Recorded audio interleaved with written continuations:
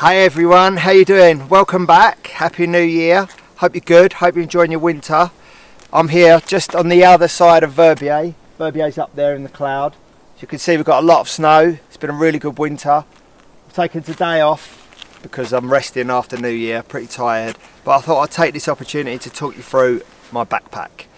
I'm not a backpack expert. I just thought I'd introduce my backpack, and then if you own one of these, you can have a look at it, or if you want to buy one, then you can use my tutorial to buy one. So I've got the Peeps Black Diamond Jetforce Pro, and it's a battery powered backpack. So this is the start trigger and the activation trigger. So I'm going to start it up and then we'll go from there. So you press the button and hold it down. I think it takes like 2 seconds. There you go. That noise is it starting up, and it's also doing like a self-diagnostics, check if there's anything wrong. If there's anything wrong, and it will tell me through the app. I've got the app on the phone. That's brilliant. So if there's anything wrong, it tells me to take it to a shop.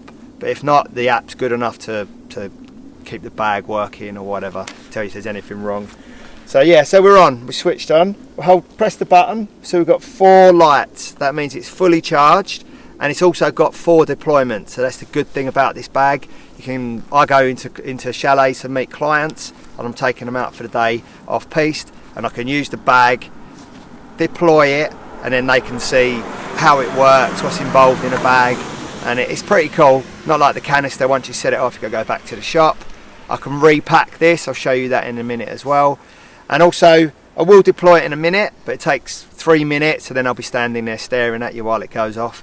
But the good thing about this bag is it deploys. It takes about 10 seconds to deploy, and then over the course of the 3 minutes, it will keep refilling. So it will keep putting air in, keep putting air in, keep putting air in. Most avalanches, you'll catch yourself on trees and rocks and whatever. So if you've got a 1 deployment, 1 inflation bag, and you hit a rock, that could be it. Might not be, but that could be it. It could be puncturing, it could go down. Whereas this is getting tears in it, and it's still inflating, which I think's pretty cool. So yeah, it's got the usual stuff. It's got the belt harness here. It's got the chest harness here. It's got the... So it has the different back lengths to protect your coccyx. It also has a strap here. So you pull this out, which is pretty cool. And then those of you who've got a bag, you know this goes round your leg and hooks onto the waist strap. Those who have yet to invest in one of these bags, this goes through your legs and hooks onto the waist strap. And the reason being, once you've got an inflated bag, it can lift up and pull up, and you don't want it to go up and over the top of your head. So this strap between your legs holds it down. So that's quite an important feature there. So I'll tuck that back in a minute. So should we go ahead and deploy it and then just see what we got?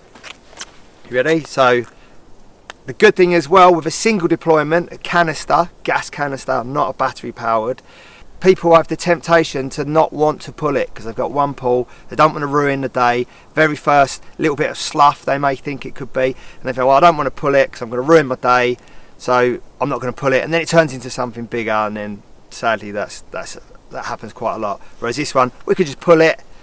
If it didn't come to anything, deflate it, repack it. Okay, and now I'm going to deploy. So big nice tug. Well, let's do it with one hand because that's what we'd actually have.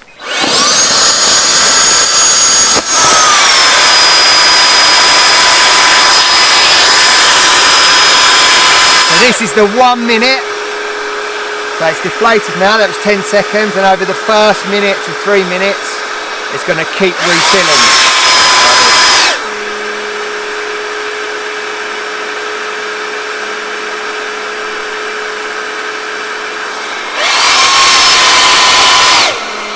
Right, so now I'll deflate it. Good, so the bag's gone through the inflate. I've turned it off because I wanted to show you how to deflate. So we have a manual override in here. Just put our finger in here, find the button, which is there. We can start to deflate the bag. There you go. So I'll stop now and I'll put the bag on the floor and I'll deflate the bag, show you how to repack it, and I'll take you through some of the features of the bag. Okay, so we took the bag off, put it on the floor, deflated it, now I'm going to pack it. It's really quite easy to pack. So this is good when you've shown a client how to use it. You're in their chalet or their apartment, or you're in the restaurant at the top of the lift. You said this is what an airbag is, this is what it does, so they know what to expect. You've got it now on the table, and you basically connect this zip back up, and you just start to stuff everything in the bag. Doesn't really matter how it goes in. You want it evenly around.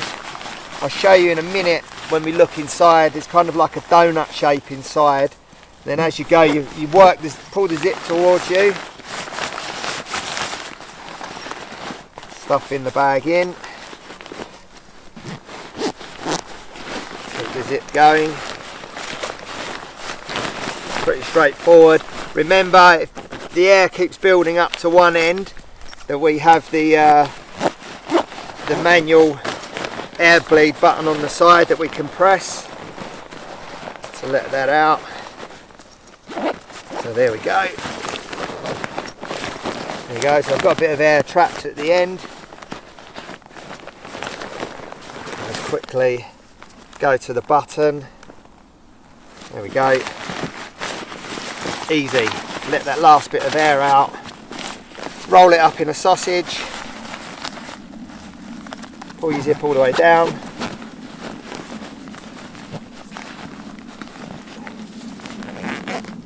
There we go. Park the zip up at the bottom in now. Connect the last piece of elastic, so that's like the quick release for it when it starts to inflate. And there you go. All good. That was pretty quick, wasn't it? Pretty quick, pretty painless. I'll take you through some of the features. So the bag comes with a modular pack. So you've got the main bag, and then you have this one here. I've got the 25 litre, comes with two, which is really good, included in the price. I've got 25 litre and I've got 15 litre. So the 15 litres like a one day out kind of thing. You're just going to go ski touring or whatever, and that zips on the front, very easy. And there's quite a lot of space in it actually. I don't have anything in mind, but I could get a bottle of water in there, an extra top, pair of gloves, spare pair of gloves, goggles, whatever I need for the day. If I'm going backcountry skiing with clients, or if I'm going ski touring, I'll just put the 15 litre one on, because I'm not going to go for long and I don't want to carry too much weight. And then we have the main bag here. Got my avalanche kit here. This is the donut I was talking about. So this is where the bag has been forced into here. So that's pretty good, pretty solid. I've got my stuff there. I've actually got spare gloves in there. Got my first aid kit in the middle of the bag. Also, sometimes I put some skins in there as well if I'm ski touring. So that's a super cool bag. So that's the main part of the pack. This is the front pouch. That always stays the same. And then we've got the internal pocket. So what have I got in there? I've got a Leverman in there, spare batteries for my transceiver, yeah, some snacks, some cable ties in case I break my skis. So there's a lot of room in this bag. I think on the market, for me, it's got the best accessories, got the most room. At the moment, I'd say that's pretty light. Ski with that all day, doesn't really tire me out. If it's fully loaded, it's a bit heavier, but c'est la vie. Yeah, there it is. Black Diamond Jetforce Pro, awesome bag. Right, thank you very much. Enjoy your winter, and watch out. Subscribe if you haven't subscribed. Like if you like, and yeah, follow for more videos. See you soon. Take care. Bye bye.